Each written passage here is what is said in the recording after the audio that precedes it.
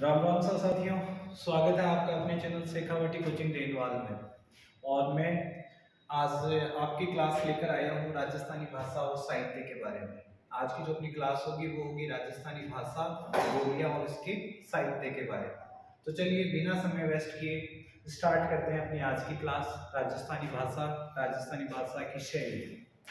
तो दोस्तों, जैसा कि आज आप स्क्रीन पे देख रहे हो, सबसे पहले आपको दिख रहा है टाइटल राजस्थानी भाषा, और दूसरा टाइटल आपको दिख रहा है राजस्थान की मूल भाषा। तो दोस्तों, राजस्थान में जो लोग, हम राजस्थान के वासी जिस भाषा को बोलते हैं वो भाषा मूलतः या सामान्यतः कहलाती है राजस्थानी। वो क्या कहलाती है? राजस्थानी। लेकिन दोस्तों, जैसा कि हमें पता है राजस्थानी तो जो नाम है वो नाम ही हम कर्नल जेम्स टॉड महोदय के बाद से इसको यूज कर रहे हैं कि साहब ये राजस्थान क्षेत्र है, ये राजस्थान की भाषा है। जब शुरुआत की बात करें तो आखिर अपने इस क्षेत्र में कौन सी भाषा बोली जाती थी या बोली जाने वाली भाषा का नाम क्या था? तो दोस्तों, पहले अपनी इसी राजस्थानी भाषा को बोला जाता था मरु भाषा, मारू भाषा, मरुभूम, मरुदेशीय या मरुवाणी। ये वही शब्द हैं जो वर्तमान राजस्थानी के लिए पहले यूज किए जाते थे। वर्तमान जो राजस्थानी भाषा हम बात करें उस भाषा के लिए पहले ये वाले शब्द काम में लिए जाते थे। कौन से? मरुभाषा, मारुभाषा, मरुभूम, मरुदेशीय और मरुवाणी। ठीक है दोस्तों, तो ये हमारी राजस्थानी के प्राचीन नाम थे। अगला जो बिंदु बनता है वो है उद्भव। अगला जो बिंदु है वो है उद्भव, कि राजस्थानी भाषा का उद्भव किससे हुआ। हर एक विद्वान ने अलग अलग थ्योरी इस बारे में दी। कोई कहता है कि राजस्थानी भाषा की उत्पत्ति शोरसेन अपभ्रंश से हुई। किससे हुई है? शोरसेन अपभ्रंश से। किसी ने कहा नागर अपभ्रंश से और किसी ने कहा गुर्जरी अपभ्रंश से। तो दोस्तों, आखिर ये नाम क्यों चले, इनकी बात करते हैं। एक बार मैं आपको शॉर्टली राजस्थान का मैप इमेजिन करने के लिए बोलता हूँ कि ये राजस्थान का मैप है, और राजस्थान के मैप में जैसे पहले जब जनपद काल था तो उस जनपद काल में यहाँ पर एक जनपद हुआ करता था सूरसेन। कौन सा? सूरसेन, जिसमें मथुरा वगैरह शामिल था। और इस क्षेत्र में जो भाषा बोली जाती थी वो ब्रिज भाषा थी। कौन सी भाषा थी? ब्रिज भाषा। दूसरा, राजस्थान का ये वाला क्षेत्र जहाँ पे गुजरात वगैरह सब कुछ था, जिसको हम गुर्जर प्रदेश बोला करते थे। जिसको हम क्या बोला करते थे? गुर्जर प्रदेश। जो आगे चल के अपना गुर्जर तरा या गुजरात भी बना। ठीक है, तो ये वाला प्रदेश। अब कहते हैं कि राजस्थान में जो भाषाएं बोली गई वो बोलियां, कुछ लोगों के हिसाब से ये जो सूरसेन है उसी को बना लिया उन्होंने, क्या? शोरसेन। कि सूरसेन क्षेत्र में जो भाषाएं बोली जाती थी उसी भाषा का टूटा फूटा या बदला हुआ रूप क्या है? राजस्थानी है। उसी का बदला हुआ रूप क्या है? राजस्थानी है। जबकि कुछ विद्वानों का मानना है कि नहीं, जो गुर्जर क्षेत्र में जो भाषा बोली जाती थी, गुर्जरा क्षेत्र में जो भाषा बोली जाती थी, उसी का टूटा फूटा रूप, उसी का बदला हुआ रूप क्या है?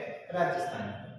तो दोस्तों, ये तो है एक विवाद का विषय जिसमें कोई किस पक्ष में जाता है, कोई किस पक्ष में जाता है। मैं आपके लिए अथेंटिक सॉल्यूशन बताता हूं। माध्यमिक शिक्षा बोर्ड की जो किताब है, माध्यमिक शिक्षा बोर्ड की जो किताबें हैं, कक्षा 10 की जो किताब है राजस्थान की साहित्यिक परंपरा, इस टाइप के नाम से जो किताब है, उस किताब में क्लियर कर दे रखा है कि जो अधिकांश जो विद्वान है वो इस बात पर सहमत है। किस बात पर? कि राजस्थानी भाषा की उत्पत्ति मरु गुर्जरी से हुई है। किस पे दोस्तों? कि राजस्थानी भाषा की उत्पत्ति किससे हुई है? मरु गुर्जरी से। यानी कि गुर्जर अपभ्रंश को वो ज्यादा वेटेज देते हैं। तो ये वाला जो शब्द है वो माध्यमिक शिक्षा बोर्ड की किताब में साफ साफ लिखा हुआ है। तो दोस्तों, अब हमें क्या मानना है? राजस्थानी भाषा की उत्पत्ति किससे? मरु गुर्जरी से। मरु गुर्जरी ये अपना मरुस्थल यानी राजस्थान, और ये अपना गुर्जर प्रदेश, इससे उत्पत्ति मानी गई है किसकी? राजस्थानी भाषा की। तो दोस्तों, इसके संदर्भ में कई सारे विद्वान हैं जो कोई किस पक्ष का समर्थन कर रहा है, कोई किस पक्ष का समर्थन कर रहा है। बात करता हूँ के.एम. मुंशी और मोतीलाल मेहनारिया। वो क्लियर कट कहते हैं कि गुर्जर अपभ्रंश से ही राजस्थानी भाषा की उत्पत्ति हुई है। और सबसे बड़ी बात, अपने तो जो आरबीए माध्यमिक शिक्षा बोर्ड की जो किताब है वो कहती है कि साहब मरु गुर्जरी से इसकी उत्पत्ति हुई है, तो हमें मानने में क्या जाता है। अगला एक जो विद्वान है जिसने भाषा के ऊपर जो खूब सारी रिसर्च करी थी वो था एल.पी. टेसीटोरी। ये भी पहले इनके मत में सोर्स सेमी अपरेंस आता था, बाद में ये भी दूसरी अपरेंस की तरफ भी इशारा करते हैं, तो स्पष्ट मत इनका नहीं है। फिलहाल जो आपने लिखा, आपके स्क्रीन पर नाम दिख रहा होगा, इंडियन एंटीक्वेरी। इंडियन एंटीक्वेरी दोस्तों ये क्या है? इंडियन एंटीक्वेरी ये एलपी टेसीटोरी के द्वारा लिखी गई एक पुस्तक है। एलपी टेसीटोरी के द्वारा लिखी गई एक पुस्तक है जिसका नाम है इंडियन एंटीक्वेरी। तो ये आपको जीके के तौर पे याद है। हालांकि एलपी टेसीटोरी की बात करते हैं आगे, था कौन एलपी टेसीटोरी, कहां से आया था, कहां रुका था, क्यों पढ़ते हैं इसको। फिलहाल इंडियन एंटीक्वेरी तक ही मैं इसको छोड़ रहा हूं। अगली लाइन पे पहुंचते हैं। नेक्स्ट जो स्लाइड है वहां पर आपको दो शख्स दिख रहे होंगे। अगली स्लाइड में आपको दो शख्स दिख रहे हैं, एक शख्स कोई अंग्रेज जेंटलमैन है, दूसरा कोई इंडियन है। तो दोस्तों ये तस्वीर मैं आपको क्यों दिखा रहा हूं, इस तस्वीर की बात करते हैं। ये तस्वीर कहना क्या चाह रही है? तो दोस्तों तस्वीर में जो दिखाया जाने वाला ये जो शख्स है वो है एलपी टेसीटोरी, ल्यूजिबियो टेसीटोरी। कौन है ये? ल्यूजिबियो टेसीटोरी है। कहां के थे ये? इटली के थे। इटली में शहर है उदीने। इटली के उदीने शहर के निवासी थे, भाषा विद्वान थे और इनकी बातों से, इनके काम से प्रभावित होकर आगे हम जिस महोदय की बात करेंगे, गियर्सन। जो गियर्सन महोदय थे वो गियर्सन महोदय इनको बुला लेते, भारत बुला लेते। किसको? एलपी टेसीटोरी को भारत बुला लेते। भारत आने के बाद ये अपना कार्य क्षेत्र बनाते हैं। हाँ जी, ये 1914 को भारत आते हैं। भारत में भी कहा? बीकानेर आते हैं। 1914 में ये आते हैं बीकानेर, और बीकानेर में आकर के यहीं पे अपना काम धाम शुरू करते हैं। उस समय बीकानेर के तत्कालीन शासक थे महाराजा गंगा सिंह। अगर अपने से प्रश्न पूछा जाए कि गियर्सन के समय कौन थे यहाँ के महाराजा, तो महाराजा थे महाराजा गंगा सिंह। महाराजा गंगा सिंह के समय ये लोग बीकानेर, जो एलपी टेसीटोरी महोदय थे वो बीकानेर आए और 1914 में ये यहाँ पर आए। यहाँ पर आने के दौरान इन्होंने खूब सारा जो राजस्थानी भाषा, जैन साहित्य को खूब काम धाम किया और ये 1914 से लेकर 1919 तक यहाँ रहे। 1919 तक यहाँ रहे, तो लगभग 5 साल इनका बीकानेर प्रवास रहा और बीकानेर प्रवास के दौरान उन्होंने काफी सारा काम धाम किया। ये तो हो गई, और बीकानेर में ही हो जाती है महोदय की मृत्यु। मृत्यु कहाँ होती है? बीकानेर। तो ये एलपी टेसीटोरी का परिचय। अब एलपी टेसीटोरी के साथ ये वाली जो फोटो में दिखा रहा हूं, ये कौन है? एलपी टेसीटोरी जो थे, इनको भी किसी स्थानीय व्यक्ति का समर्थन मिला था, स्थानीय व्यक्ति का सहयोग मिला था ये सारा भाषा साहित्य पढ़ने में। और ये थे, इनका नाम आप यहां लिखें, जैन आचार्य थे विजय धर्म सूरी। कौन थे ये? जैन आचार्य विजय धर्म सूरी ने इनको भाषाओं को सीखने में, समझने में इन्होंने खूब इनकी मदद की। कौन थे ये? विजय धर्म सूरी। दोस्तों ये प्रश्न क्यों इंपॉर्टेंट हो जाता है? विजय धर्म सूरी वाला, जिस प्रकार से हम कर्नल जेम्स टोड को पढ़ते हैं और कर्नल जेम्स टोड को पढ़ते हैं तब याद आता है कि जैन यति ज्ञानचंद्र, जैन यति ज्ञानचंद्र जो थे वो उनके मार्गदर्शक बने, इतिहास लेखन में सहायता करते थे। ठीक उसी तरीके से एलपी टेसीटोरी की सहायता कौन करते थे? विजय धर्म सूरी।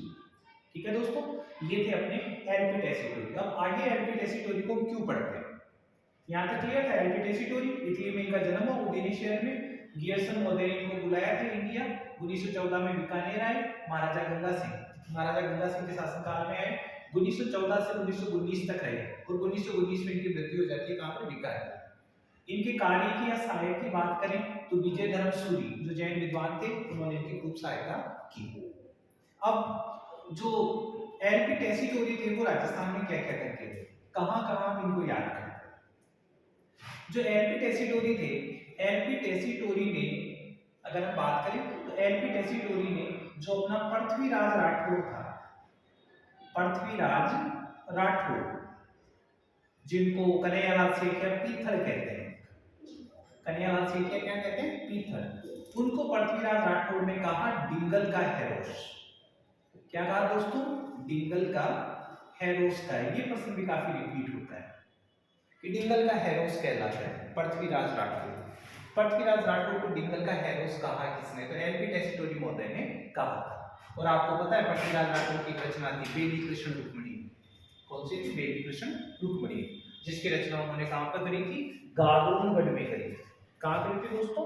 गागरोनगढ़ में। ये भी प्रश्न पूछा जाता है। आगे बढ़े तो साहब गागरोनगढ़ जल्द हो गए।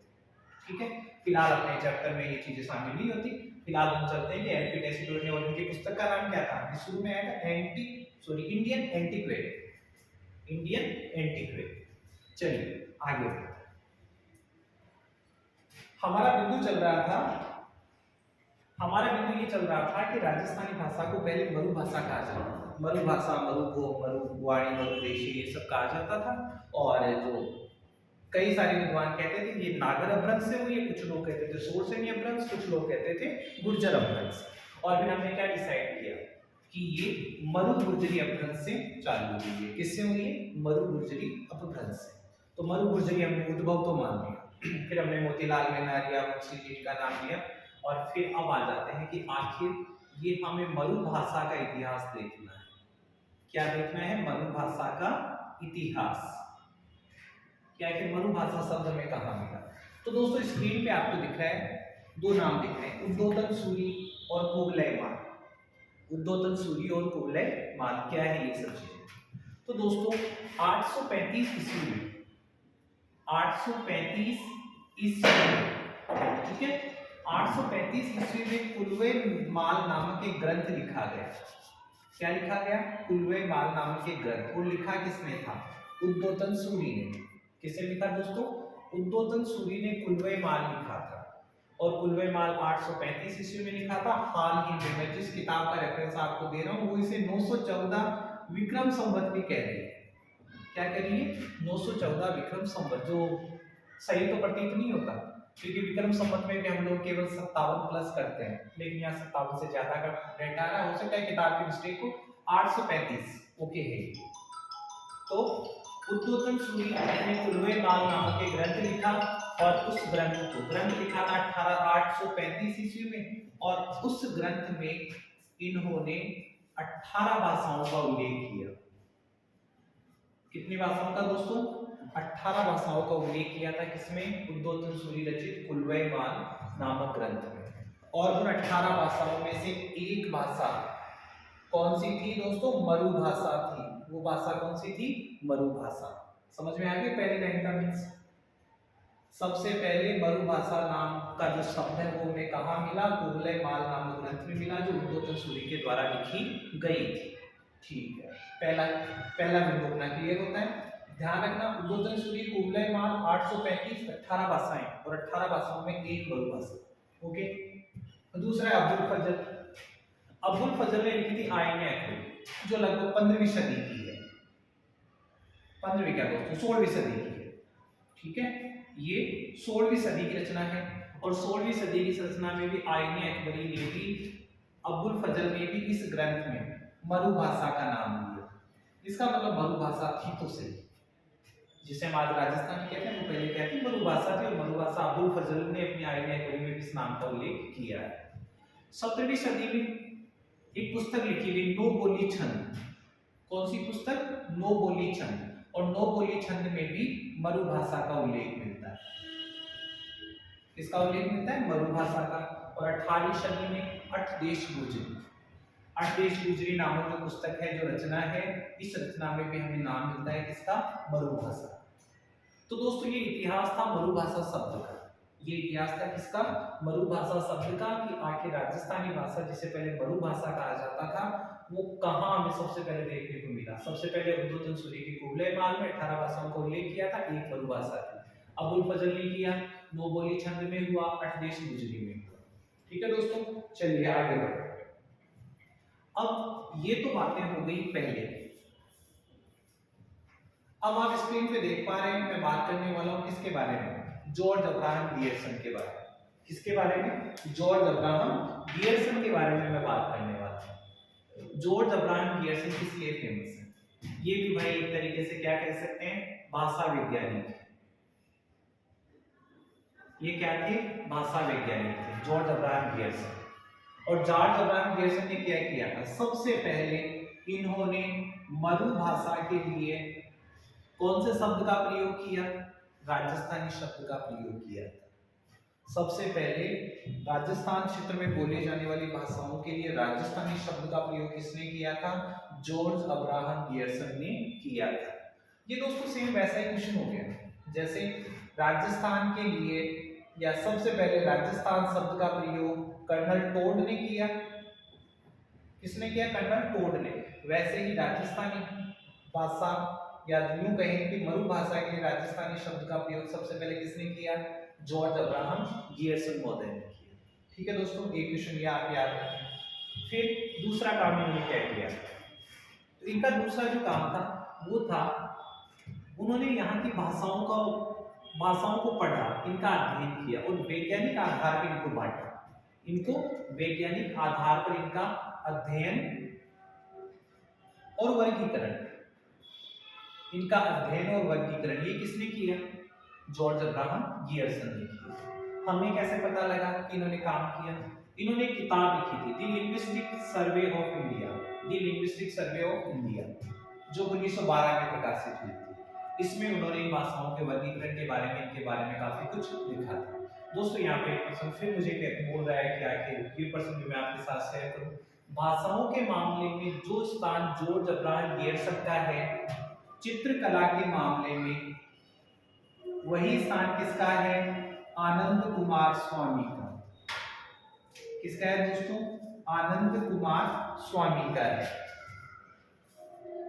भाषाओं के मामले में जो स्थान जॉर्ज अब्राहम गियर्सन का है, वही स्थान चित्रकला के मामले में आनंद कुमार स्वामी का है। आनंद कुमार स्वामी ने लिखी थी राजपूत पेंटिंग्स। क्या लिखी थी? राजपूत पेंटिंग्स। और इसने क्या लिखी थी? Linguistic survey of India. अगला देखें, आखिर लिंग्विस्टिक सर्वे ऑफ इंडिया, जो लिंग्विस्टिक सर्वे ऑफ इंडिया है, इसमें जॉर्ज अब्राहम गियर्सन ने आखिर राजस्थानी भाषा के बारे में क्या कहा? तो दोस्तों इन्होंने राजस्थानी भाषा के 5 भाग बताए। राजस्थानी भाषा के कितने भाग बताए? 5। आप लिख चाहे तो नोट कर ले, वरना अगली स्लाइड में आपको दिख जाएगा। एक तो था आपका पश्चिमी राजस्थानी। कौन सा? पश्चिमी राजस्थानी। एक था दक्षिणी राजस्थानी, पश्चिमी राजस्थानी और दक्षिणी राजस्थानी। उसके अलावा उत्तर पूर्वी था, मध्य पूर्वी था और दक्षिण पूर्वी राजस्थान। ये इनके कुछ खंड थे। ठीक है, उत्तरी पूर्वी, मध्य पूर्वी और दक्षिणी पूर्वी, ये इन्होंने 5 खंड किए थे। कितने किए थे दोस्तों? 5। ठीक है, तो जॉर्ज अब्राहम गियर्सन के बारे में भी हमने काफी कुछ पढ़ लिया। चलिए आगे बढ़ते हैं। अब ये जो स्लाइड है वो कहती है राजस्थानी भाषा की विभिन्नता के बारे में, कि आखिर राजस्थानी भाषा के बारे में क्या कहा जाता है। एक कहावत है अपने, घाट घाट पर पानी बदले 7 कोस पर वाणी। कई बार कहा जाता है, 5 कोस पे लिख देते हैं इसको, 5 कोस पर पानी बदले 7 कोस पर वाणी। इसका मतलब राजस्थान में क्या है, क्यों कहा जाता है ऐसा? इसका मतलब ये है कि राजस्थान में बोलियों की या भाषाई या बोलियों की विविधता है। बोलियों की क्या है? विविधता है।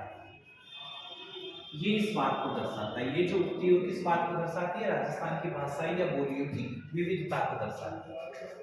अगली लाइन जो कहती है कि वक्ताओं की दृष्टि से राजस्थानी भाषा का कौन सा स्थान है? जितनी भारतीय भाषाओं में राजस्थानी भाषा का स्थान है दोस्तों 7वां। ठीक है, अब इस पहले वाली बात को साबित करने के लिए लिखा गया है राजस्थान में 73 प्रकार की बोलियां बोली जाती है। राजस्थान में 73 प्रकार की बोलियां बोली जाती है। हालांकि इनमें सभी बराबर नहीं बोली जाती। कुछ में क्या होता है कि कुछ की वक्ता ज्यादा है, अधिकांश के तो हजारों में है। 2-4 ऐसी बोलियां, 5-7 ऐसी बोलियां जिनके वक्ता आपको करोड़ों में मिल सकते। अगला क्वेश्चन, राजस्थानी भाषा दिवस मनाया जाता है 21 फरवरी। कब मनाया जाता है? 21 फरवरी। हाँ दोस्तों, एक बात हम डिस्कस करें, संविधान की कौन सी अनुसूची भाषाओं की बात करती है? संविधान की 8वीं अनुसूची। संविधान की 8वीं अनुसूची भाषाओं को संवैधानिक दर्जा देने की बात करती है। भाषाओं को संवैधानिक दर्जा देने की बात करती है। तो हम भी चाहते हैं राजस्थानी भाषा को भी संवैधानिक दर्जा प्राप्त नहीं है। और संवैधानिक दर्जा प्राप्त नहीं है, तो राजस्थानी भाषा को बोलने वाले राजस्थानी भाषा के किसी चाहते हैं कि राजस्थानी भाषा को कौन सी अनुसूची में स्थान मिले दोस्तों? 8वीं अनुसूची में स्थान मिले। कौन सी अनुसूची में? 8वीं अनुसूची। चलिए, अब भाषा की जो विविधताएं आ गई, हमने 73 प्रकार की बोलियां बताई। जॉर्ज ब्रांड गियर्सन ने कितनी प्रकार की बोलियां बताई थी? राजस्थानी भाषा को कितने भागों में बांटा दोस्तों? पश्चिमी राजस्थानी, दक्षिणी राजस्थानी, दक्षिणी पूर्वी, मध्य पूर्वी और उत्तर पूर्वी। ये प्रसंग भी आपको याद रखना है। जॉर्ज ब्रांड गियर्सन ने राजस्थानी भाषा को कितने भागों में बांटा? तो 5 भागों में बांटा दोस्तों। कितने में? 5 में। जैसे उत्तरी नहीं किया, दक्षिणी कर दिया, पूर्वी नहीं किया, पश्चिमी कर दिया। ठीक है, सेकंड सेकंड ये हो जाएंगे। फिर उत्तरी पूर्वी, मध्य पूर्वी, दक्षिणी पूर्वी राजस्थान। तो कर्नल जो जॉर्ज ब्रांड गियर्सन ने राजस्थानी भाषा को 5 भागों में बांटा। बोली जाती है 73 बोलियां, और 7वां स्थान वक्ताओं की दृष्टि से 8वीं अनुसूची में अभी भी स्थान नहीं मिला है। घाट घाट में पानी बदले, 7 कोस पर वाणी, ये साबित करता है राजस्थान की भाषाई और बोलियों की विविधता। चलिए दोस्तों, नेक्स्ट स्लाइड पे चलते हैं। अगली जो स्लाइड है वो इस पूरे वीडियो का सार हो सकती है। ये जो स्लाइड है वो पूरे वीडियो का सार हो सकती है। कैसे? हम आगे पढ़ने वाले हैं कि जो राजस्थानी भाषा उसकी कितनी बोलियां हैं, कितने कुछ भाग हैं इसके। तो दोस्तों, अगर हम लोग एक काम करते हैं, यही पे इस चीज को क्लियर कर लेते हैं। राजस्थान की जो भाषा है, जिस क्षेत्र को हम जैसे अंचल बोलते थे, जिस क्षेत्र को जिस नाम से जाना जाता है उसी नाम की उसमें होती है बोली। जिस क्षेत्र को जिस नाम से जानते हैं उसी को हम बोलते हैं बोली।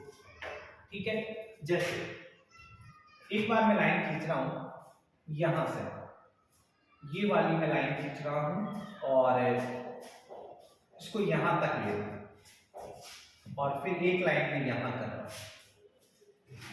ये वाला जो पूरा क्षेत्र है वो कहलाता है अपना पश्चिमी मरुस्थल। क्या कहलाता है? पश्चिमी मरुस्थल कहते हैं। और इस मरुस्थल में बोली जाने वाली जो सबसे ज्यादा बोली जाने वाली बोली है वो कहलाएगी दोस्तों क्या? मारवाड़ी। यहीं से आप समझ रहे हैं कि इस क्षेत्र में बोले जाने वाली भाषा क्या होगी? मूल बोली होगी वो क्या होगी? मारवाड़ी। ठीक है, अब क्षेत्र के हिसाब से अलग अलग नाम निकलेंगे। जैसे आप देखना, ये आपका जो सिरोही है, सिरोही क्षेत्र, सिरोही को हम लोग बोलते थे देवड़ा वाटी। क्या बोलते थे दोस्तों? देवड़ा वाटी। तो देवड़ा वाटी बोली कहाँ बोली जाएगी? सिरोही में बोली जाएगी। ये मारवाड़ी की उपबोली होगी कि नहीं होगी? होगी। ठीक है, ये वाला क्षेत्र जिसको हम लोग गोडवाड़ प्रदेश बोलते थे, क्या बोलते थे दोस्तों? गोडवाड़ प्रदेश। तो बताओ, गोडवाड़ प्रदेश में बोली जाने वाली भाषा क्या होगी? गोडवाड़। किसकी उपबोली होगी? मारवाड़ी।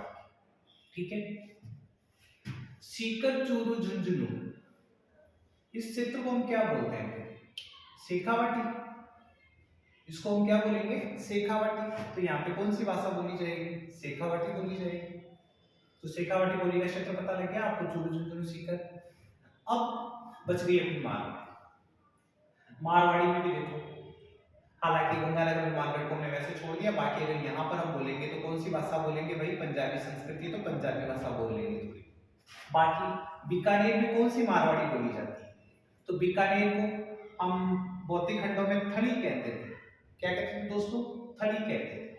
तो थड़ी भाषा कहाँ बोली जाएगी? थड़ी बोली कहाँ बोली जाएगी? बीकानेर होगी ना मारवाड़ी की उपबोली। क्या हो जाएगी? मारवाड़ी की उपबोली। उसके बाद में यहाँ बाड़मेर, इन क्षेत्रों में यहाँ पर ढाटी, ढाटी या ढटकी, ढाटी या ढटकी, ये बोली कहाँ बोली जाएगी? बाड़मेर वाले क्षेत्र में। है क्या? मारवाड़ी की उपबोली। जोधपुर, इसको आप विशुद्ध मारवाड़ी का क्षेत्र बोलोगे। इसको आप क्या बोलोगे? विशुद्ध मारवाड़ी का क्षेत्र। तो दोस्तों, आपने देखा जिन बोलियों का नाम हम आगे पढ़ने वाले हैं कुल मिला के यहीं पे साबित हो रही है। सीकर चूरू झुंझुनू, वैसे इस क्षेत्र में मारवाड़ी, मारवाड़ी की बोली शेखावाटी। कहाँ बोली जाएगी? सीकर चूरू झुंझुनू में। थड़ी कहाँ बोली जाएगी? बीकानेर में। ढटकी कहाँ बोली जाएगी? बाड़मेर में। सिरोही में कौन सी बोली जाएगी? देवड़ा वाटी। और इसमें पाली जालौर में क्या बोली जाएगी? गोडवाड़ी। हो गई ना काफी सारी भाषाओं के नाम। अब ये क्षेत्र भाई मेवाड़ है, तो कौन सी भाषा बोली जाएगी? मेवाड़ी। कौन सी भाषा होगी यहाँ पर? मेवाड़ी। लेकिन डूंगरपुर और बांसवाड़ा इस क्षेत्र को हम बागड़ बोलते थे। क्या बोलते थे? बागड़। तो यहाँ पे कौन सी भाषा होगी? बागड़ी। ये भी क्लियर है, बागड़ी। अब और ध्यान दे लेना दोस्तों, ये वाला जो क्षेत्र है, ये वाला जो पूरा क्षेत्र है, उस पर किसका प्रभाव होगा? यहाँ पर कौन सा स्टेट था अपना? गुजरात स्टेट है ना। यहाँ पे स्टेट कौन सा है? गुजरात। और पहले इसको हम बोलते थे क्या? गुर्जर प्रदेश। क्या बोलते थे? गुर्जर प्रदेश। तो दोस्तों आप ध्यान देना, मारवाड़ी के ऊपर गुजराती भाषा का प्रभाव है और ये गुर्जरी अपभ्रंश है। क्या है दोस्तों? गुर्जर अपभ्रंश वाली बोली अगर मूलतः देखी जाए तो कौन सी होगी? मारवाड़ी और मेवाड़ी। अब इधर के क्षेत्र को मारवाड़ी मेवाड़ी में बांटेंगे। इधर वाला जो क्षेत्र है, जैसे मान लो मैं इसको आगे किसी की और की बात करूं तो इसको तो मैं पश्चिमी राजस्थान बोल देता हूं। दोस्तों ये क्या रहा आपका? पश्चिमी राजस्थान। मैंने ये जो डिवाइडेशन किया है ये पूरा क्या आ रहा है? पश्चिमी राजस्थान आ रहा है, पश्चिमी राजस्थानी आ रहा है। अब क्या आएगा इधर? पूर्वी राजस्थानी। पूर्वी राजस्थानी की जो मूल बोली है वो है दोस्तों ढूंढाड़ी। कौन सी है? ढूंढाड़ी। अब ढूंढाड़ प्रदेश कौन सा? ये आपका जयपुर और दौसा। ये वाला जो क्षेत्र है वो मूलतः क्या है? इसी को हम लोग ढूंढाड़ बोलते थे ना। ये ढूंढाड़ प्रदेश की बोली होगी ढूंढाड़ी। और इस क्षेत्र की पूर्वी राजस्थान की प्रमुख बोली कौन सी है? ढूंढाड़ी। ये ढूंढाड़ी। ओके। अब बाकी की और बोलिए, इस क्षेत्र विशेष के नाम निकालो आप। तो आपने देखा अलवर और भरतपुर को हम बोलते थे मेवात। क्या बोलते थे? मेवात। तो बोली कौन सी हो जाएगी? मेवाती। ठीक है, बोली हो जाएगी मेवाती। उसके बाद में यहां हम देखते हैं कि आपका कोटा और बूंदी, इस क्षेत्र में कौन सी बोली हो जाएगी? तो कोटा बूंदी को हम लोग क्या बोलते हैं भाई? हाड़ौती। तो यहाँ पे हाड़ौती बोली हो जाएगी। झालावाड़, यहाँ पर ये मालवा प्रदेश है साथ में, तो यहाँ पर हो जाएगी मालवी बोली। और मालवी के उपनाम हम रागड़ी और निम्बाड़ी और पढ़ देंगे यहाँ पे। फिर यहाँ पर हरियाणा क्षेत्र है, इस क्षेत्र में बोली जाने वाली भाषा को हम बोलेंगे हरियाणवी। क्या बोलेंगे दोस्तों? हरियाणवी या फिर अहीरवाटी। अहीरवाटी या अहीरवाद। ठीक है। और यहां पर आपकी खैराड़ी बोली। ये दोस्तों ये कौन सी जाएगी? खैराड़ी बोली। जैसे कि आपने मैप में देखा कि जिस तरीके से हम लोग राजस्थान के कुछ क्षेत्रों को अन्य उपनामों से जानते थे, उन्हीं नामों के ऊपर क्या आ रही है? इनकी बोलियां आ रही है। तो दोस्तों मैंने कहा ये अपने पूरे वीडियो का सार होगा। अगर ये चीज आपकी समझ में आती है तो आगे की वीडियो में ज्यादा कुछ नहीं रहेगा, बिल्कुल आप आराम से समझ जाओगे कि बात किसकी की जा रही है। तो दोस्तों ये था अपना कि क्षेत्रीय बोलियों का विभाजन, इधर वाला पश्चिमी, इधर वाला पूर्वी। आप पढ़ोगे कि पश्चिमी राजस्थानी यानी कि मारवाड़ी की बोलियां कौन सी है? पूर्वी राजस्थानी यानी कि ढूंढाड़ी की बोलियां कौन सी है? तो दोस्तों आगे बढ़ते हैं इससे। नेक्स्ट जो अपना चैप्टर है वो क्या कहता है? अब इसी मेन थीम को हम लोग आगे एनालाइज करेंगे। हाँ जी, राजस्थानी भाषा को सामान्यतः दो भागों में बांटा। गियर्सन ने कितने में बांटा था? पहले तो ये याद कर लूंगा मैं आपको। गियर्सन ने तो 5 भागों में बांटा था। गियर्सन ने कितने भागों में बांटा था? 5 में। लेकिन राजस्थानी भाषा को सामान्यतः हम दो भागों में बांटते हैं। एक है भाई कौन सी? पूर्वी राजस्थानी और दूसरी है पश्चिमी राजस्थानी। मैंने कहा था पश्चिमी राजस्थान में कौन सी, पूर्वी राजस्थान में कौन सी। तो दोस्तों पूर्वी राजस्थान की मुख्य बोली कौन सी आई थी? ढूंढाड़ी। ढूंढाड़ी के साथ हमने देखी थी हाड़ौती, मेवाती, अहीरवाड़ी, ये देखी थी ना। दूसरी तरफ पश्चिमी राजस्थान की मुख्य बोली कौन सी? मारवाड़ी। और मारवाड़ी के बाद मेवाड़ी, शेखावाटी, बागड़ी और कुछ एक नाम तो मैंने अभी आपके साथ शेयर किए थे वो वाला। ठीक है। तो राजस्थानी भाषा को सामान्यतः 5 दो भागों में बांटते हैं। सामान्यतः ये ने 5 भागों में बांटा। और अब पूर्वी राजस्थानी, पश्चिमी राजस्थानी, ये आप बिल्कुल आराम से स्क्रीनशॉट ले लें। और वैसे भी मैं आपको पिछले मैप में जैसे बता चुका। आगे बढ़ते हैं। अब दोस्तों जो पूर्वी राजस्थानी और पश्चिमी राजस्थानी थी उसकी भाषा, उसकी जो लेखन शैली थी, उनकी शैली की बात करते हैं कि उनमें जो साहित्य जो लिखा जाता था उनके क्या नॉर्म्स होते थे, किस किस तरीके से लिखा जाता था। तो दोस्तों अभी हमने मोटे मोटे तौर पर पूर्वी राजस्थानी और पश्चिमी राजस्थानी में पढ़ा। देखो पूर्वी राजस्थान, पूर्वी राजस्थान या पूर्वी राजस्थानी। पूर्वी राजस्थानी में हाड़ौती, धुंधाड़, मेवाती, हरियाणवी, राठी ये भाषाएं आती थी। और इन भाषाओं में, इन बोलियों में जो भी कुछ लिखा जाता था, इनकी लेखन की जो शैली होती थी वो क्या होती थी दोस्तों, पिंगल होती थी। आप लोग देख लें, अगर मैं इसे राजस्थान इमेजिन करता हूँ तो इस वाले पार्ट में चलेगी आपकी पिंगल और इस वाले पार्ट में क्या चलेगी, डिंगल। देखो, पश्चिमी राजस्थानी भाषा की लेखन शैली क्या होती थी, डिंगल। और भाषाएं कौन सी, मारवाड़ी भाषाएं, सॉरी बोलियां, बोलियां जब भी मैं, ये सारी बोलियां हैं, मारवाड़ी, मेवाड़ी, शेखावाटी, बागड़ी, ठीक है। अब बताओ पिंगल शैली किस भाषा से प्रभावित होगी। यहाँ पर मैंने क्या बताया था, ब्रिज बताया था ना, तो ब्रिज भाषा से प्रभावित है। जबकि गुर्जर प्रदेश के पास का क्षेत्र होने या गुजराती भाषा से प्रभावित है, कौन सी, ये वाली। पिंगल किससे प्रभावित है, गुजराती से। पूर्वी राजस्थानी का साहित्यिक रूप, यानी पूर्वी राजस्थानी भाषा का जो आप साहित्य लेखन करोगे तो उसमें आप कौन सी शैली काम में लोगे, पिंगल। क्योंकि पिंगल क्या है, राजस्थानी प्लस ब्रज भाषा है जिसमें श्रृंगार रस का सबसे ज्यादा उपयोग होता है, भगवान कृष्ण की लीलाएं इसमें ज्यादा लिखी गई। जबकि पश्चिमी राजस्थानी का साहित्यिक रूप क्या कहलाता है दोस्तों, डिंगल कहलाता है। हालांकि ऊपर लिखा हुआ, फिर से लिख देता हूँ, पश्चिमी राजस्थानी का साहित्यिक रूप है डिंगल। और ये गुर्जर अपभ्रंश था, ये शोषणीय अपभ्रंश था। आगे बात करते हैं, चारण कवियों के द्वारा किस शैली में रचना की गई थी। तो चारण कवियों के द्वारा डिंगल भाषा यानी जो मारवाड़ी जो थी उसमें इस रचना की गई थी। अब देखो डिंगल शब्द की व्याख्या करते हैं। डिंगल शब्द का सर्वप्रथम प्रयोग किसने किया था, तो सर्वप्रथम प्रयोग किया है भाई कुशल लाल नामक कवि है, इन्होंने अपना ग्रंथ लिखा था पिंगल शिरोमणि। क्या लिखा था, पिंगल शिरोमणि। और पिंगल शिरोमणि में उन्होंने सबसे पहले डिंगल शब्द का प्रयोग किया। जो पिंगल नहीं है वो डिंगल है, ध्यान देना। पिंगल शिरोमणि में डिंगल शब्द का प्रयोग किया गया है। आगे बढ़ते हैं, टेसीटोरी क्या कहते हैं। टेसीटोरी के अनुसार कि पिंगल है वो तो अच्छी भाषा है, बाकी जो पिंगल नहीं है, जो अच्छी नहीं है, वो क्या है, डिंगल है। इसने कहा टेसीटोरी के अनुसार डिंगल का अर्थ है एनएफिक में गवारू भाषा, कि कुछ इसमें रूल्स नहीं होते और बिल्कुल गवारू लोगों की भाषा है। पुरुषोत्तम दास डिंगल शब्द की व्याख्या करते हुए कहते हैं कि डिंगल शब्द डिम यानी डमरू यानी नगाड़े से बना है, गला का मतलब वाणी थी, कि नगाड़े जैसी ढोल, नगाड़े जैसी आवाज है, सही भी है। डिंगल भाषा में वीर रस प्रधान रचनाएं रची गई, जिनमें युद्ध में जाने से पहले युवाओं को उत्साहित किया जाता था, सैनिकों में जोश जगाया जाता था और उसके लिए नगाड़े की आवाज होती थी। हर प्रसाद शास्त्री जांगल देश की भाषा डगर से डिंगल की उत्पत्ति मानते हैं। जांगल देश, जांगल है भैया आपका बीकानेर, ठीक है, बीकानेर की भाषा। अब देखो डगर भाषा कहां पर है, तो डगर भाषा है बीकानेर की, और उसी से कहते हैं कि डगर से बना है डिंगल, डगर से बना है डिंगल। तो दोस्तों ये हम बात कर रहे थे कि आखिर पूर्वी राजस्थान की लेखन शैली है वो कौन सी होगी, पिंगल, और पश्चिमी राजस्थान की डिंगल। बाकी डिटेल हम देख चुके। ओके दोस्तों आगे बढ़ते हैं।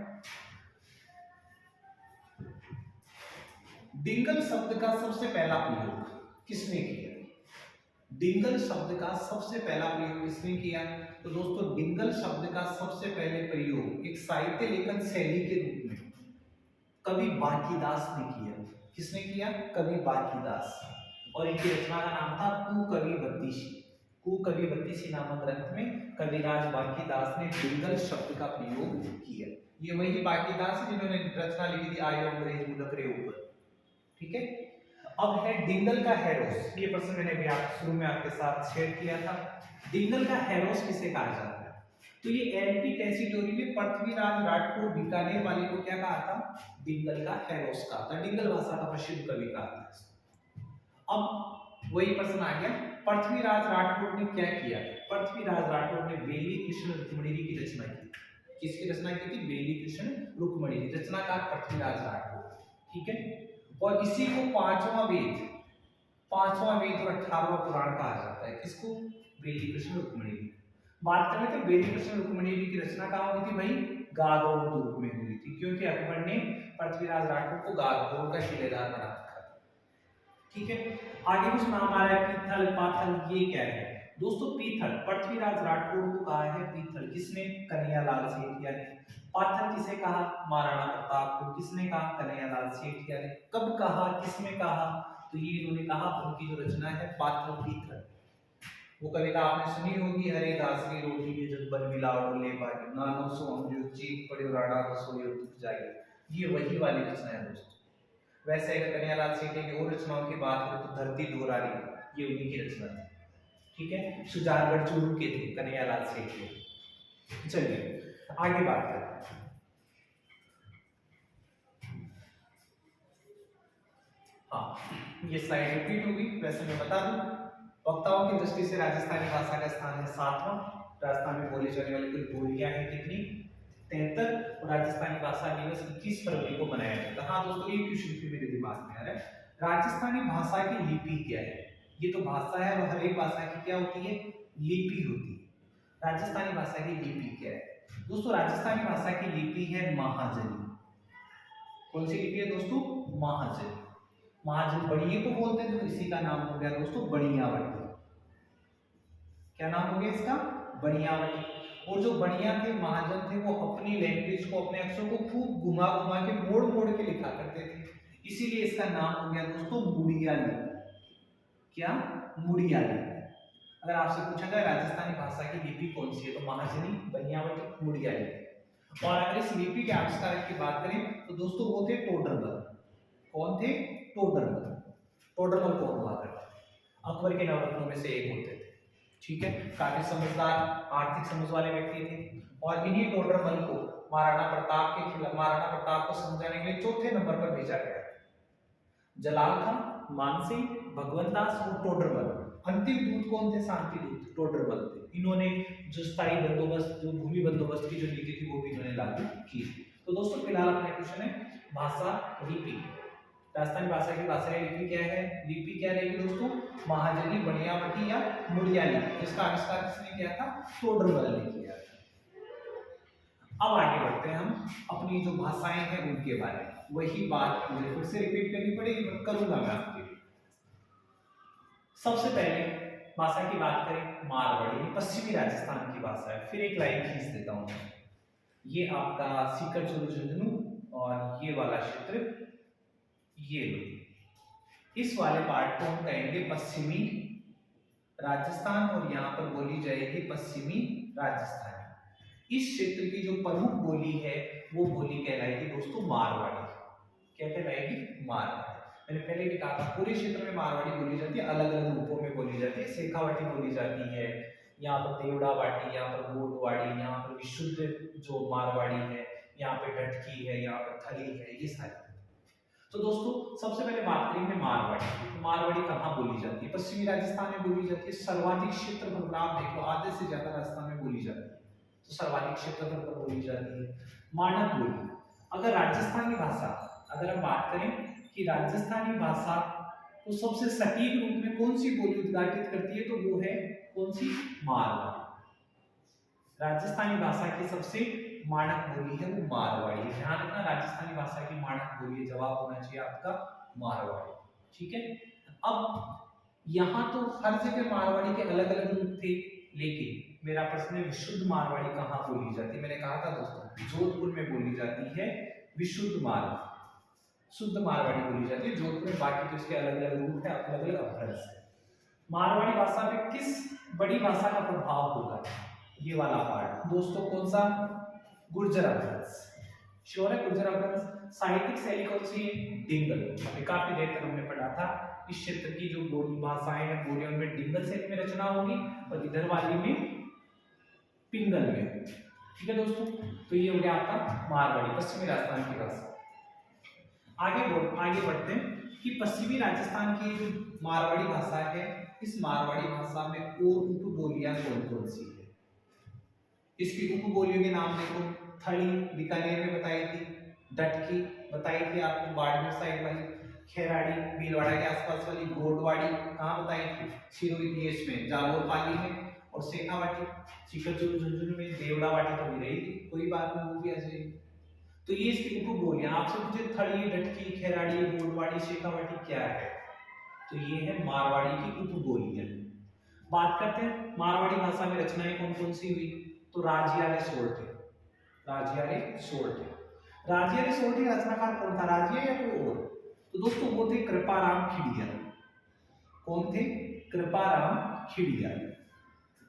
और कृपाराम जो खिड़िया थे उनका एक चेला था कौन, राजिया। वो अपनी जो भी बात कहते थे वो राजिया को संबोधित करके कहते। जैसे काली घड़ी कुरूप है, शक्कर घड़ी स्वरूप, कस्तूरी काटा तुले, रोड़ा तुले राजिया। तो उनके जितने भी दो ये सोर्टे जो थे, राजिया ने सोर्टे लिखने वाले कौन थे, कृपाराम खिड़िया। तो राजिया कौन था, उनका चेला था जिसको समर्पित करके, जिसको संबोधित करके वो सारी ज्ञान की बातें कहा करते थे। अगला डोला मरवट। डोला मरवट से संबंधित जो रचनाएं, कवि कल्लोल वाली जो रचनाएं, वो सारी किसमें, मारवाड़ी में। बेनी कृष्ण और रुक्मिणी की काफी चर्चा कर चुके हैं, पृथ्वीराज राठौर की रचना है। मूमल, जैसलमेर की राजकुमारी मूमल संबंधित जो भी रचनाएं, जो भी लिखा गया वो मारवाड़ी। जैन साहित्य, जैन साहित्य भी खूब रचा गया किसमें, मारवाड़ी भाषा में। अब बात करते हैं माणक पत्रिका। एक पत्रिका बहुत ज्यादा प्रचलित है, माणक पत्रिका। ये क्यों फेमस है भाई? माणक पत्रिका इसलिए फेमस है क्योंकि मारवाड़ी भाषा की पत्रिका है, मूल राजस्थान की पत्रिका है माणक पत्रिका। जोधपुर से प्रकाशित होती है। कहां से प्रकाशित होती है, जोधपुर से। और दोस्तों इसकी कीमत की भी बात करूं, जहां तक मुझे पता है 2100 रुपए की किताब होती है ये माणक। लेकिन ये अपनी मायड़ भाषा की कवि, अपनी मायड़ भाषा की किताब है, अपनी मूल राजस्थानी भाषा की रचना है। तो हमें क्या करना चाहिए, इसके बारे में, इसको कभी मौका मिले तो पढ़ना चाहिए। नेक्स्ट, इस भाषा में होता क्या है, इस भाषा में होता क्या है।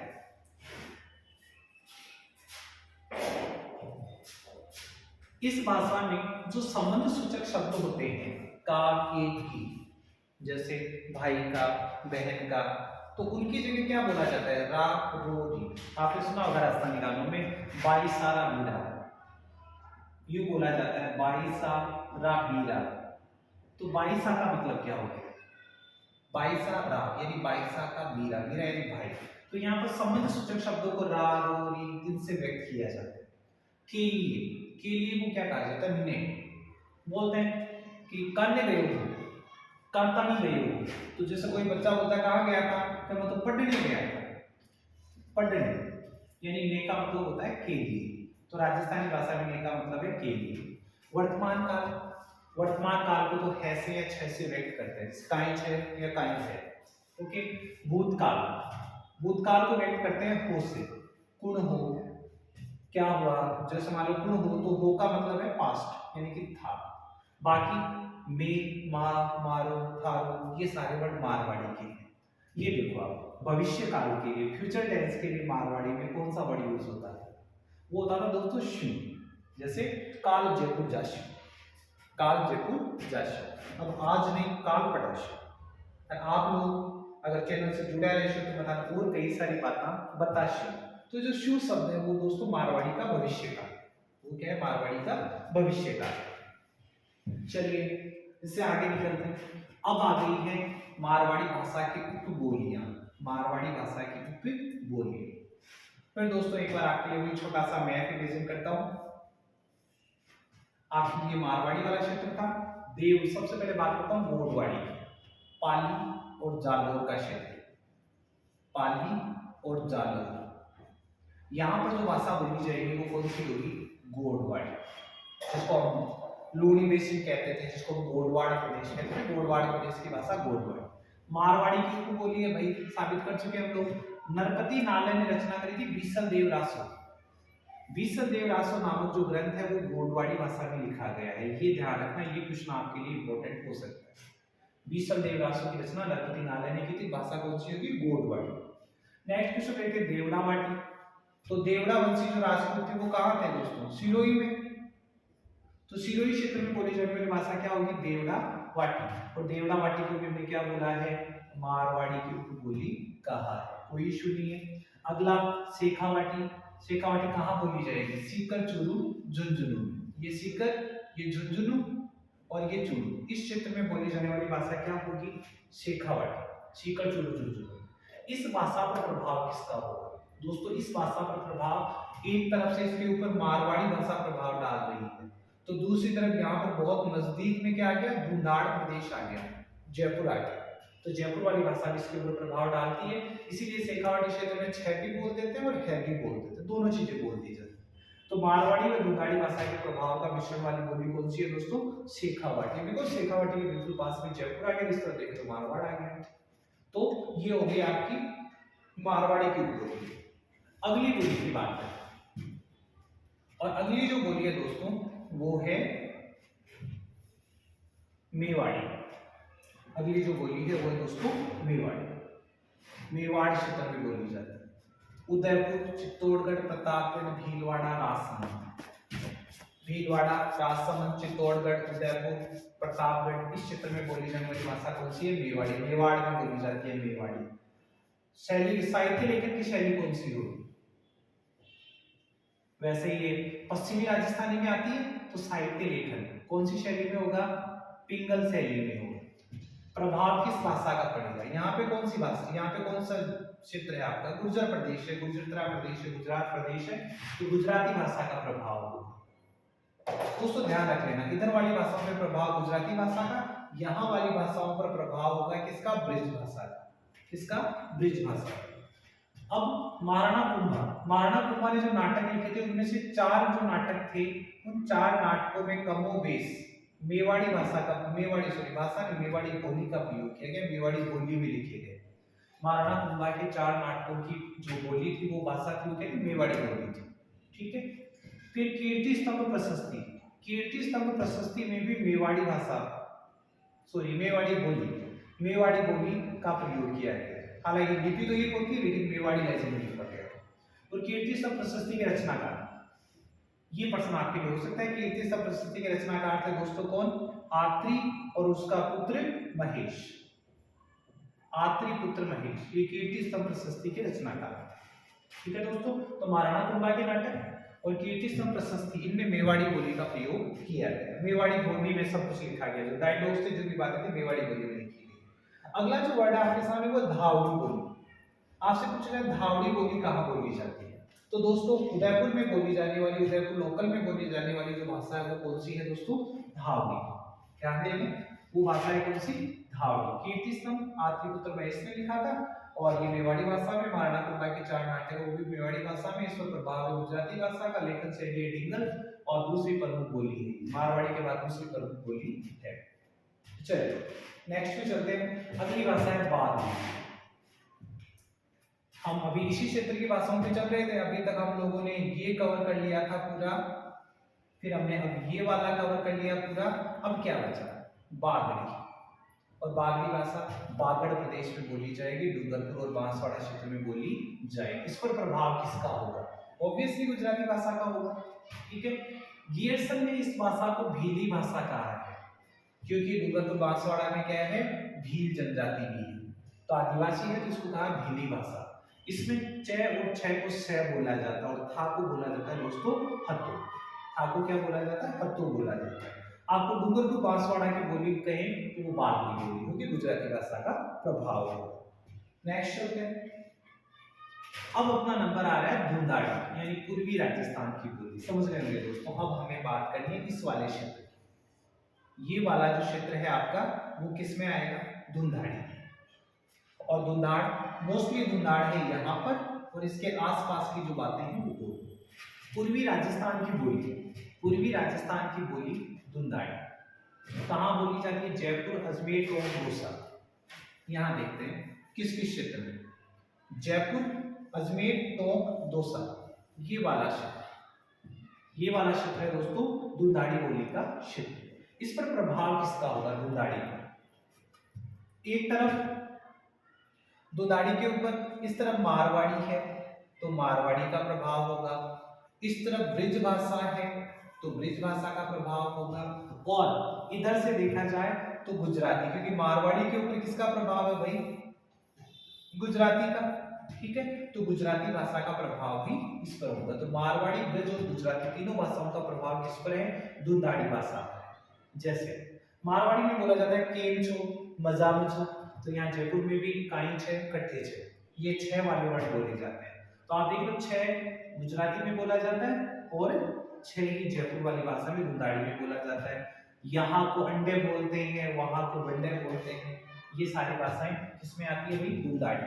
तो धुंधाड़ी में देख लो ब्रिज का प्रभाव है, मारवाड़ी का प्रभाव है, और इधर से देख लो गुजराती का प्रभाव है। अब अगला जो बिंदु आपको दिया है वो है दादूपंथी साहित्य। दादूपंथी साहित्य, तो दोस्तों हमें पता है कि जो दादू दयाल थे वो कहां से आए थे? दादू दयाल गुजरात से आए थे, कहां पर? सांभर में। कहां पर आए थे? सांभर में आए थे। सांभर से फिर आमेर गए, आमेर के बाद फिर से कहां पर आ गए? नरेना में आ गए। तो इस वाले पूरे क्षेत्र में दादूपंथी संप्रदाय था। और दादूपंथी जो दादू दयाल थे, उनकी जो अधिकांश जो रचनाएं थी वो किस भाषा में लिखी गई? जब धुंधाड़ क्षेत्र में रहेंगे, धुंधाड़ के लोगों के लिए लिखी गई, तो धुंधाड़ी बोली में ही लिखे जाएंगे। ठीक है दोस्तों, तो धुंधाड़ी कहाँ है? पूर्वी राजस्थान की बोली है, जयपुर अजमेर टोंक में बोली जाती है। गुजराती मारवाड़ी ब्रज का मिश्रण है, छह छी छो अंडे बंडे ये सारे इसमें होते हैं। अब धुंधाड़ी की उपबोलियां, ये बहुत ही काम की चीज हो सकती है आपके लिए। धुंधाड़ी की उपबोलियां, धुंधाड़ी तो मूल बोली बोल दिया हमने, ऊपर है इसकी उपबोलियां। झाड़साही बोली, तो दोस्तों झाड़साही तो चाहे मुद्रा हो, झाड़साही चाहे बोली हो, वो प्रॉपर कहाँ बोली जाएगी? जयपुर में बोली जाएगी। कहाँ बोली जाएगी? जयपुर। दूसरी है किशनगढ़ी, तो जयपुर से अजमेर टोंक मेरवाड़ा इस क्षेत्र में बोले जाने वाला धुंधाड़ी का रूप वो क्या है? किशनगढ़ी है। तोरावाटी, सीकर झुंझुनू, सॉरी सीकर झुंझुनू और जयपुर, अभी मैं मैप पे बता दूंगा कहाँ पे तोरावाटी बोली जाती है। ठीक है, ये शेखावाटी और धुंधाड़ी के बीच का पार्ट रह गया। राजावाड़ी, ये देखो राजावाटी जयपुर के पूर्वी भाग में बोली जाती है, पूर्वी जयपुर में। काठेड़ी जयपुर के दक्षिणी भाग में बोली जाती है। 84 जयपुर व टोंक के मध्य बोली जाती है। नागरचोल टोंक व सवाई माधोपुर के मध्य बोली जाती है। इसे मैं आपको मैप पे दिखाने की कोशिश करता हूं। देखो जयपुर और दौसा इस क्षेत्र में हमने जो बोली बताई वो थी कौन सी दोस्तों? झाड़साही। कौन सी थी? झाड़साही। झाड़साही के बाद में हमने जयपुर, ये जो आपका किशनगढ़ अजमेर टोंक ये वाला जो क्षेत्र था वहां पर हमने बोली बता दी कौन सी दोस्तों? किशनगढ़ी। यहाँ पे क्या बताई हमने? किशनगढ़ी। अब हमने कहा जयपुर के पूर्व में बोली जाने वाली बोली, जयपुर के पूर्व में जो बोली बोली जाती है वो है दोस्तों राजावाटी। कौन सी है? राजावाटी। जयपुर के दक्षिण की जो बोली है, दक्षिणी जयपुर में जो बोली बोली जाती है वो है दोस्तों काठेड़ी। कौन सी है वो? काठेड़ी। इधर आपका ये जयपुर आ रहा है, ये वाला जो पार्ट है, इस वाले पार्ट में जो बोली बोली जाती है वो है दोस्तों तोरावाटी। क्या है? तोरावाटी। वैसे इस पूरे क्षेत्र को हमने शेखावाटी कहा, लेकिन ये है तोरावाटी बोली। उसके बाद में आपका जो टोंक सवाई माधोपुर, जयपुर से सवाई माधोपुर टोंक वाला क्षेत्र था, यहाँ पर हमने बोली लिखी है कौन सी? नागरचोल। कौन सी लिखी है दोस्तों? नागरचोल। और टोंक के आसपास वाली बोली को हमने कहा है 84 की बोली। क्या कहा है दोस्तों? 84 की बोली। तो ये धुंधाड़ी की उपबोलियां हो गई, बहुत नजदीक वाली उपबोलियां हो गई, जिनमें तोरावाटी, झाड़साई, राजावाटी, काठेड़ी, नागरचोल, 84, किशनगढ़ी ये धुंधाड़ी की उपबोली है। ठीक है दोस्तों, ये आप आराम से स्क्रीनशॉट ले लें इसका। आगे बढ़ते हैं मेवाती। आगे जिस बोली की बात करने वाले हैं वो है मेवाती। तो दोस्तों मेवात क्षेत्र कहाँ है? सबसे पहले ढूंढ लो मेवात क्षेत्र कहाँ है। तो अलवर और भरतपुर वाले पार्ट को हम क्या बोलते थे? मेवात बोलते। और मेवात में बोली जाएगी भाषा मेवाती। ठीक है, मेवाती समृद्ध साहित्य वाली भाषा है। यहाँ तो मैं लिख ही देता हूँ, आपके अलवर में बोली जाती है और भरतपुर में बोली जाती है।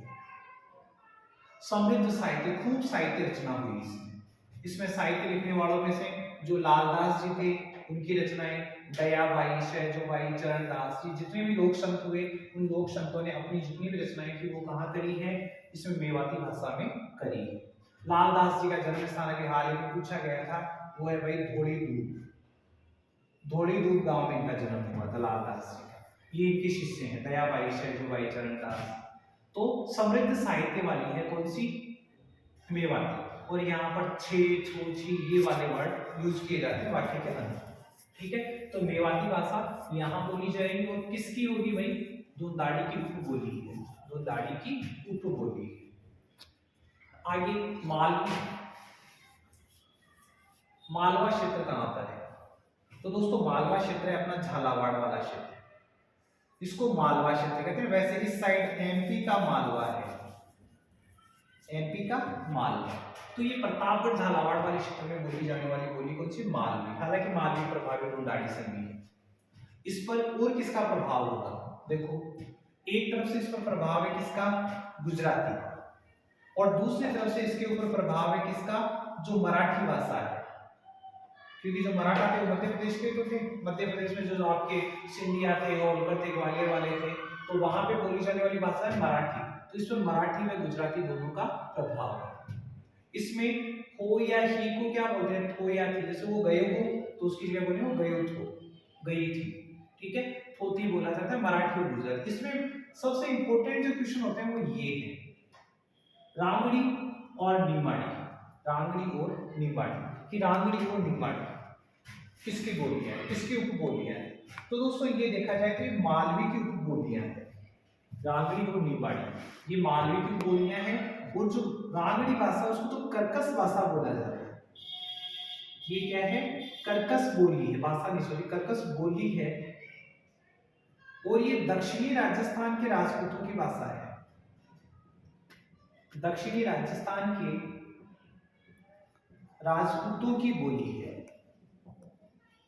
दक्षिणी राजस्थान के जो राजपूत है उनकी बोली है। एक तरीके से मारवाड़ी भाषा तो है ही है, लेकिन मारवाड़ी पे फिर इसका प्रभाव आ गया, किसका, मराठी का और गुजराती का। तो रांगड़ी किसकी है, मालवी की उपबोली है, और कर्कश बोली है दक्षिणी राजस्थान के राजपूतों की बोली। फिर निमाड़ी, तो ये भी ये दक्षिणी राजस्थान में यूं कहें कि मालवा क्षेत्र में बोली जाने वाली बोली है, मालवा क्षेत्र की बोली, और ये क्या है, मालवी की उपबोली है। मालवी के दो भाग हो गए, रांगड़ी और निमाड़ी, ये राजपूतों की भाषा है, कर्कश बोली दक्षिण राजस्थान के राजपूतों की बोली, और निमाड़ी मालवा क्षेत्र की बोली। ठीक है दोस्तों, आगे बढ़ते हैं। आगे है अहीरवाटी, अहीरवाटी।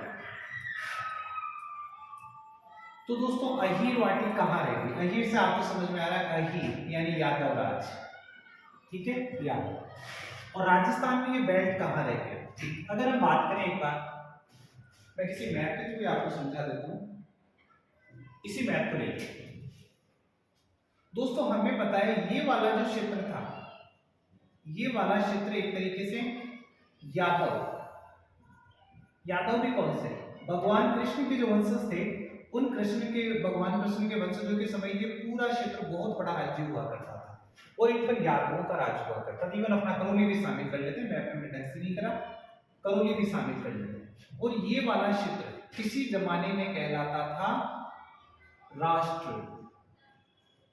ये क्षेत्र कई किसी जमाने में बहुत बड़ा क्षेत्र हुआ करता था, इसलिए राठ कहलाता था। और यहाँ पर मोस्टली क्या थे, यादव थे, यादव थे, अहीर थे, ठीक है, जिनको स्थानीय भाषा में हीर भी कहा जाता है।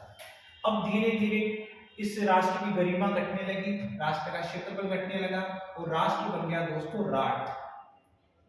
ये क्या बन गया, राठ प्रदेश बन गया। लेकिन यादवों की वजह से इस क्षेत्र को क्या कहा गया, अहीरवाटी, क्या कहा गया, अहीरवाटी। और अहीर को ही हम क्या बोलते हैं, हीर बोलते हैं, तो इसको हीरवाड़ भी हम लोग बोलने लग गए, ठीक है। अब देखो ये क्षेत्र कौन कौन से हैं, यहाँ पे आप मैच करो, जब जयपुर से दिल्ली की तरफ जाते हैं तो अपने कोटपुतली, बहरौर, मुंडा और अलवर, ये वाला जो क्षेत्र है वो यादव बाहुल्य का है, ठीक है। तो इस यहाँ की भाषा को लोगों ने क्या नाम दे दिया, यादवों के द्वारा बोले जाने के कारण हमने इसका नाम ही क्या कर दिया, अहीरवाटी कर दिया। समझ गए होंगे आप ये राठ को। हाँ, एक चीज और आपके साथ डिस्कस करूं मैं, इस क्षेत्र को मैंने कहा है दोस्तों अभी राठ प्रदेश, इसको मैंने क्या कहा है, राठ प्रदेश। और एक हम बात करते हैं राठी प्रदेश, जहां पर राठी गाय वगैरह।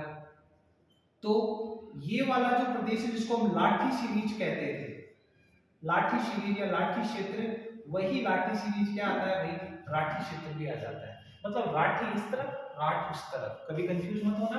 राठी प्रदेश इस तरफ होगा जहाँ पे राठी गाय पाई जाती है, और राठ प्रदेश उस साइड होगा। तो हाँ, वापस चैप्टर पे आते हैं। अहीरवाटी अलवर, बहरौर, मुंडा और किशनगढ़ का वास, जयपुर के कोटपुतली क्षेत्र में ये बोली जाती है। ये राठ क्षेत्र की भाषा है, बता दिया राठ क्या है। और राठ को हम लोग क्या कहते हैं, अहीरवाटी कहते हैं, हीरवाड़ कहते हैं। अब जोधराज रचित हमीर रासो, प्रश्न काम का आपके लिए, हमीर रासो की रचनाकार जोधराज, कई बार सारंगर बता दिया जाता है, फिलहाल जोधराज है। और ये रचना है वो अहीरवाटी में है, किसमें है, अहीरवाटी भाषा में है। शंकर राव रचित भीम विलास, ये भी इसी भाषा की रचना है। हाँ, एक और बात, मुंडावर की जो ख्याल होती है, मुंडावर मुंडावर की जो ख्याल होती है वो कौन सी भाषा में होगी? अहीरवाटी, जिनको हम अली बख्शी ख्याल कहते हैं।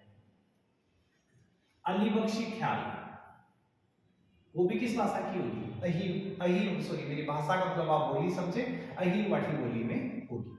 तो अहीरवाटी बोली अलवर बैरौर मुंडावर किस मिनट का आवास जयपुर के कोटपुतली क्षेत्र में बोली जाती है। राठ क्षेत्र कहलाती है। राठ क्षेत्र की भाषा है जोधराज रचित हमीर रास और शंकर राव रचित भीम विलास, इसी बोली की रचनाएं। अगले सिंपल से प्रश्न बचे हैं भाई, हाड़ौती की बोली। हाड़ौती क्षेत्र कौन सा है? कोटा बूंदी को हम हाड़ौती कहते हैं, और कोटा बूंदी की जो बोली है उसको हम क्या कहेंगे? हाड़ौती बोली। ये क्या है? दुंदाड़ी की उपबोली है। समझ चुके हम चीज को कि ये दुंदाड़ी की उपबोली है।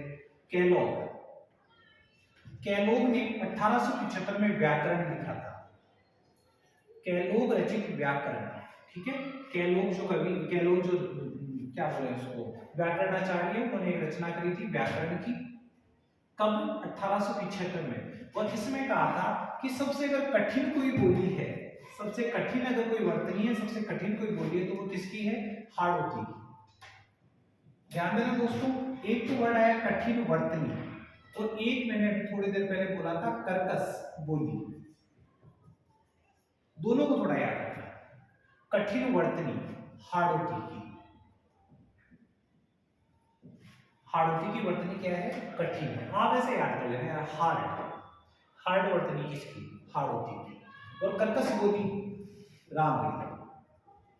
कर्कश बोली कौन सी थी? रामगढ़ी। कठिन वर्तनी हाड़ौती की हार्ड वर्तनी, और कर्कश बोली किसकी है? रामगढ़ी, ठीक है। सूर्यमल मिशन की रचनाएं। सूर्यमल मिशन जिनको वीर रसावतार कहा जाता है, इनकी रचना वंश भास्कर और वीर सतसई, ये दोनों हाड़ौती बोली में, ये दोनों हाड़ौती में थी। वंश भास्कर में तो आपको पता है बूंदी राज्य का इतिहास लिखा है, बूंदी राज्य का इतिहास।